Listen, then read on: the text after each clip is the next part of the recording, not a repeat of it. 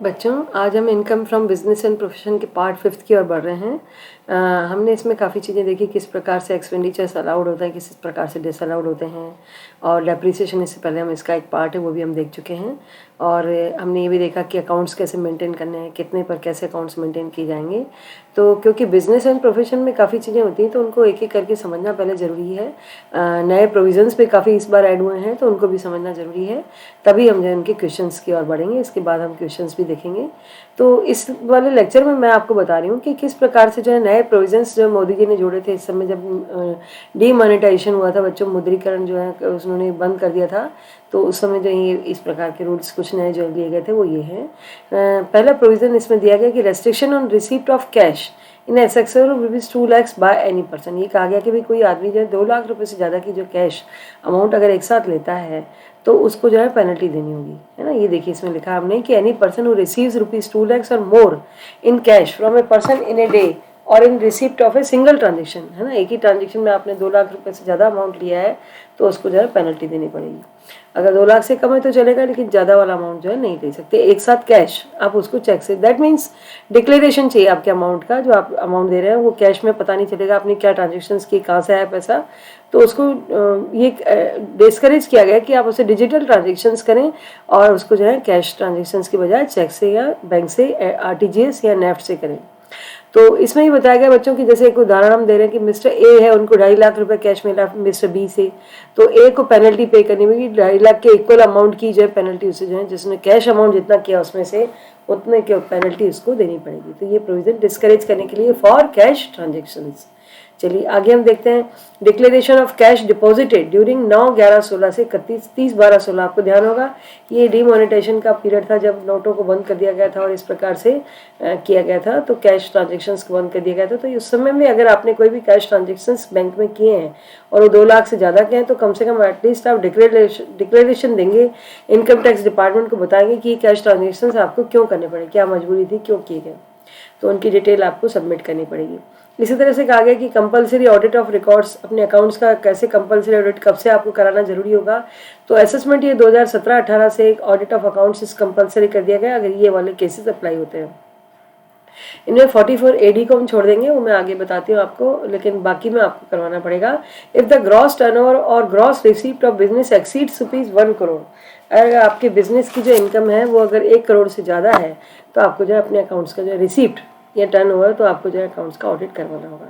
लेकिन अब ये कह रहे हैं कि भाई मान लीजिए अगर आपने जो है प्रिजम्प्टिव टैक्स स्कीम के अंतर्गत अप्लाई कर दिया है, that is under section 44 AD, तो वहाँ पर जो है अगर उसके क्या रूल्स हैं, उसमें ये रूल्स हैं कि बच्चों की 2 करोड़ से ज़्यादा की अगर आपकी जो है रिसिप्ट नहीं है, 2 करोड़ तक की है तो आप चला सकते हैं। मतलब ऑडिट कराना ये सारे बिना वजह पेपरबाजी कराना, पेपर वर्क्स करना जरूरी नहीं है। तो आप उसमें प्रेजेंटिव टैक्स स्कीम अप्लाई कर देंगे तो अपने डिक्लेरेशंस वहाँ दे देंगे, तो आपको यहाँ पर देने की आवश्यकता नहीं होगी। And are not liable to get their accounts audited under section 44 AB। फिर उसमें उसको जाने की जरूरत नहीं क्योंकि वो 44 AD में है। इनमें कौन कौन व्यक्ति आ सकते हैं जो कि 2 करोड़ तक के इससे ज़्यादा जिनकी इनकम नहीं शो करें। एक तो इंडिविजुअल रेसिडेंट्स हो सकते हैं और HUF हो सकता है और पार्टनरशिप फर्म्स हो सकती है, यानी कंपनीज को इसमें शामिल नहीं किया गया है। बाकी जो है वो इसमें अप्लाई करके जो है बच सकते हैं इससे अकाउंट्स के ऑडिट से। ठीक है। SSC engaged in profession if gross of a profession exceeds ₹50 lakh. अगर कोई SSC ऐसा जो बिजनेस करा और उसकी जो प्रोफेशन की इनकम जो है 50 लाख से ज़्यादा है तो उसको भी अपने अकाउंट्स का ऑडिट कराना होगा। अब business SSC who have declared, business SSC who declared his income under section 44 AD। मैंने अभी बताया आपको प्रेजेंटिव टैक्स पढ़िएगा आप अच्छे से, तो इसमें गूगल नेट पे उन पे सर्च में आपको मिल जाएगा। और अगर नहीं समझ आया प्रेजेंटिव टैक्स तो मैं आप वापस से इसको जो है अगले लेक्चर में आपको मैं समझा दूंगी, आप मुझे जो है मैसेज करेंगे। तो declare this income in any of the 5 succeeding years not as per the provisions of section 44 AD and becomes disentitled to claim benefit of section 44 AD for 5 years as per section 44 AD 4 and whose income exceeds the basic exemption limit for the relevant previous year। तो एक ऐसा business SSC जो कि अपनी income को जो है 44 AD में डिक्लेयर करता है तो फिर वो जो है 5 साल तक जो है इन any of the 5 succeeding years, उनके बाद के जो 5 साल हैं उसमें 44 AD में रहता है, तो फिर उस पर जो है ये वाले प्रोविजन अप्लाई नहीं होंगे।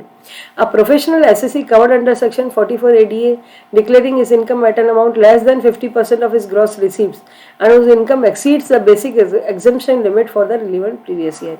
यानी ऐसे प्रोफेशनल एसएससी जो कि उनमें कवर तो की गए लेकिन उनकी इनकम जो है वो लेस देन 50% है उनकी ग्रॉस रिसीप्ट की, तो इनकम जो and whose income exceeds the basic exemption limit for the relevant previous year, उनको भी शामिल करना होगा, अपनी इनकम को शो करना होगा। ट्रक ऑपरेटर्स है, persons engaged in specified businesses जो लगे हुए हैं, declaring is income at an amount less than the amount computed under section 44 AE, 44 BB और 44 BBB as the case may be the audit report by chartered accountant along with a statement of particulars should be furnished in the prescribed format। इस तरह से जो उनको देनी होगी। where accounts have been audited under any law form for audit report उनको जो है 3CA भरना होगा और स्टेटमेंट ऑफ पर्टिकुलर बनाने के लिए 3CD जिसमें डिटेल्स होंगी और उसमें रिपोर्ट होगी, उसमें स्टेटमेंट होगा। और अगर where accounts have been audited under income tax law किसी और लॉ में तो ये भरने होंगे फॉर्म्स, और अगर इनकम टैक्स एक्ट के अंतर्गत है तो 3C भी भरना होगा आपका ऑडिट रिपोर्ट, और बाकी स्टेटमेंट वो कभी होगा 3CD। ये फॉर्मेट बने होंगे बच्चों जिसमें कि आपको जो अपनी इनकम को शो करके उन पर टैक्स पे करना होगा। तो एक्सप्लेनेशंस भी हैं इसके कुछ दिए गए हैं कि failures to get the amount audited और to furnish audit reports in time attracts penalty है ना। अगर आप टाइम पे जो अपनी रिपोर्ट्स नहीं प्रस्तुत करते तो 271B के अंतर्गत जो है 1B में जो है up to date 0.5% of turnover और ग्रॉस रिसीप्ट्स और 1 लाख विचएवर इज लेस, उसका जो है उसका 0.5% टर्नओवर का या ग्रॉस रिसीप्ट का या 1.5 लाख रुपए जो भी है, जो भी कम है उसका 0.5% जो है उसको जो है पेनल्टी के रूप में देना होगा।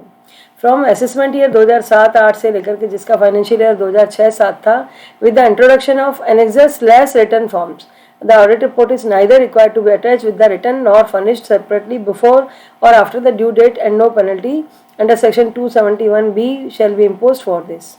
है ना, उसमें ये कहा गया कि भाई असेसमेंट ये 2007-8 से ये भी कर दिया गया कि आपको जो है एनेक्सर्स लेस रिटर्न फॉर्म्स करने होंगे। The audit report is neither required, आपको उसकी जरूरत नहीं होगी, और जो है बिफोर ड्यू डेट से पहले अगर आप भर देते हैं और नो पेनल्टी आपकी होगी 271B में, तो उनको जो है अपने रिकॉर्ड से अपने उससे पहले ही अपने बनाने होंगे, डेट से पहले। विथ इफेक्ट्स फ्रॉम 1/4/17 से रूल्स बनाए गए कि income under estimated income scheme है ना, आपको क्या होता है कि भाई आपकी जो इनकम आपको पता लग गया कि मेरी इनकम इतनी होनी, तो उस पर आप एस्टिमेटेड इनकम बना करके अंडर सेक्शन 44 AD आप जो है उसका हिसाब किताब बनाएंगे। To be computed at the rate of 6% of turnover received by amount account pay cheque और बैंक ड्राफ्ट ECS और RTGS, ठीक है, provided that such payment is received during the year or before the due date of furnishing returns under section 139(1).